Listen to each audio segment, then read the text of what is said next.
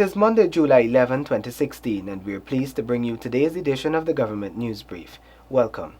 In the news, Guyana prepares to host International Hague Convention Conference, state boards to function independently, and a command center to be established to enable speedy response to emergency calls. Stay tuned for the details of these and other stories. Thank you for staying with us. I am Azim Khan. Here are the details. A large contingent of legal experts from the Caribbean and Latin America is expected to attend the upcoming inaugural Hague Conference in Georgetown. More in this Glendon Greenwich report. Secretary General of the Hague Conference on Private International Law, Dr. Christophe Bernasconi, speaking with media operatives today after meeting with President David Granger, explained that the upcoming meeting is the third of its kind for the Caribbean region. I'm pleased to say that this is, with no doubt, the most important in terms of the number of attendees and also in terms of the quality, if I may say so, of attendees coming. We have more than 200 experts from the Caribbean region coming from more than 20 different states. So again, we are delighted to be here. We are most grateful for the President's personal support and involvement. Attorney General and the Minister of Legal Affairs, Basil Williams, says that the opening session will be held on Wednesday evening at the Pegasus Hotel, where President Granger would declare it open. The issues deal in the first day with child protection issues, child abduction, child adoption,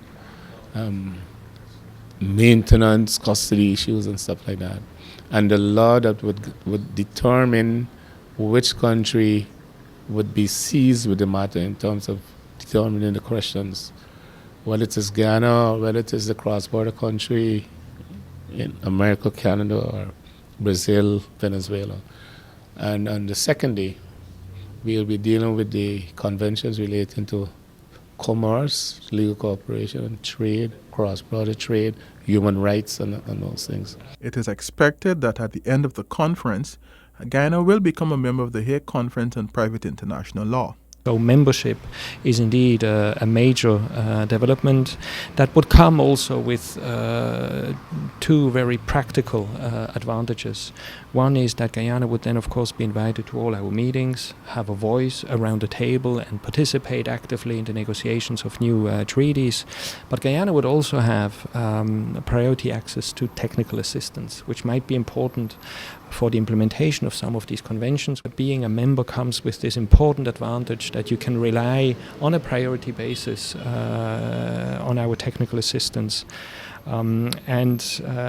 Guyana would be amongst the very first states in the region to become a member. The Hague Conference on Private International Law is an international non-governmental organization which develops international treaties and the conventions to which states can then become a party.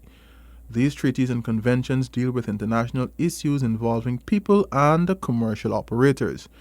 With this Government News Brief, Glendon Greenwich. The Ministry of Public Security is seeking to establish a command center to handle all emergency calls as government prepares to roll out its emergency medical services. Tiffany Rodius tells us more. Minister of Public Security Kemraj Ramjatan says that he is in discussion with experts from Digicel in efforts to establish a command center to filter calls to 911 and 912. We will need a compound and we'll have to set up a building for purposes of the command center in which calls for the police will come in and then redirected to the police all over the country. Also for rescue, fire and rescue, that also can come in. And we can have one command center rather than a variety. Ramjatan notes that establishing the new system will come under the Smart City project, which is currently being evaluated for implementation and funding. Meanwhile, Fire Chief Marlon Gentle assures that the 912 number is functional.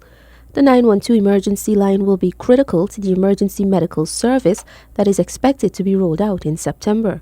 Of course, we'll be doing some PR and so on, so that persons will be so notified that the 912 numbers could be used both for fire and medical emergencies. Today, the Guyana Fire Service certified 29 emergency medical technicians, EMTs, as part of the emergency medical service.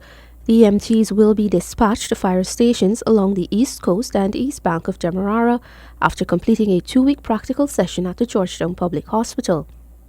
The aim of the Emergency Medical Service is to establish medical response ambulance services via land, air and water with a response time of 15 minutes maximum. For the Government News Brief, I'm Tiffany Rogers. The government is determined to ensure that state boards function independently. Kadaki Amsterdam has the details. Minister within the Ministry of Finance, Jaipal Sharma, says boards of government are legally protected and are expected to function effectively. The law says the boards have the authority. So basically, boards are they're linked to the minister in terms of policy issue, but the board have the power in terms of managing that entity. Minister Sharma points out that statutory boards will not be politicized. We have new boards, but the selection of members of the boards, as you know, we don't want it to be a political thing. And so most of the board members you're going to see are not linked to the APNU, or they're not, you may see, in the government system. Previously, members of statutory boards included prominent secretaries and heads of departments. Citing recent occurrences at the National Communication Network, NCN, Sharma says the government will not interfere in the board's management. And you saw a board member resigning because he felt otherwise. Whereas the majority of the board had go in favor for that individual. Government did not step in. The minister who's responsible, which is the prime minister, did not step in and say, hey, I don't want that person. See, if the board wanted, you're going to take the responsibility. On its ascension to office in 2015, the APNU plus AFC government had commissioned several audits of departments of state and statutory bodies to assess their efficiency. These audits revealed the politicization and failure of many boards to exercise proper supervisory authority. Kidaki Amsterdam for Government News Brief.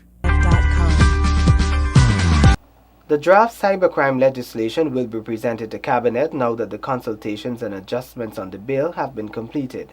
Details from Tiffany Rodius. Government has recognized the need for cybercrime legislation in face of the growth of information communication technology. Attorney General Basil Williams says that he will be making a special appeal to Cabinet members when the cybercrime draft bill is presented before them. That is one bill I will propose to Cabinet that when it is laid in Parliament and read for the first time, we propose that it goes to Select Committee. The draft bill was presented to stakeholders at a consultation session held in March. We've had a consultation on cybercrime where there were a lot of participants.